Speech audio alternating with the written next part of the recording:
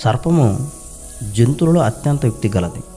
అది స్త్రీతో ఇలా చెప్పెను, నిజంగానే దేవుడు మీకు ఈ తోటలోని ఏ చెట్టు ఫలమునైనా తినకూడదని చెప్పాడా? తోటలోని ప్రతి చెట్టు ఫలమును తినవచ్చును దేవుడు చెప్పాడు, కానీ తోట మధ్యనున్న చెట్టు ఫలమును తినకూడదు, దాన్ని తాకకూడదు కూడా. అలా చేస్తే మేము మరణిస్తాము. మీరు మరణించరు. దేవుడు తెలిసి చెప్పాడని నాకు తెలుసు. మీరు ఆ ఫలమును తినగానే మీ కళ్ళు తెరిచి దేవుని వంటి జ్ఞానులు అవుతారు, మంచి చెడులు మీకు గ్రహిస్తారు.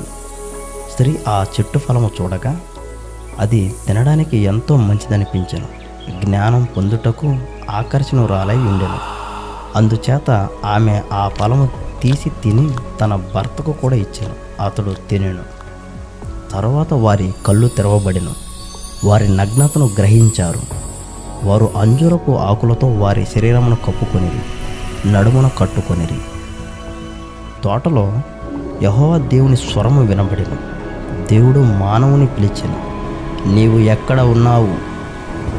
అప్పుడు ఆదాము, మిమ్మును చూచి తిని నాకు మీ స్వరము వినబడగానే భయపడి తిని, ఎందుకంటే నేను నగ్నముగా నుంటిని, అందుచేత దాగినాను.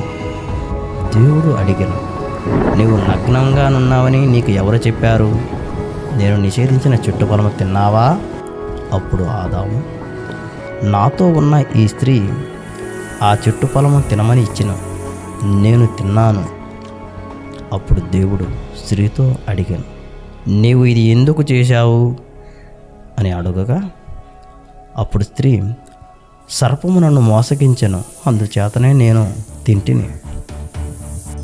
అప్పుడు దేవుడైన యెహోవా సర్పంతో చెప్పెను, నీ దుష్కార్యము వలన నీవు సర్వ జంతువుల కంటే శపించబడిన దానవై ఉందువు. నీవు నీ నడుముతో ప్రాకుచు నీవు బ్రతుకు దినములన్నీ మన్ను తిందువు.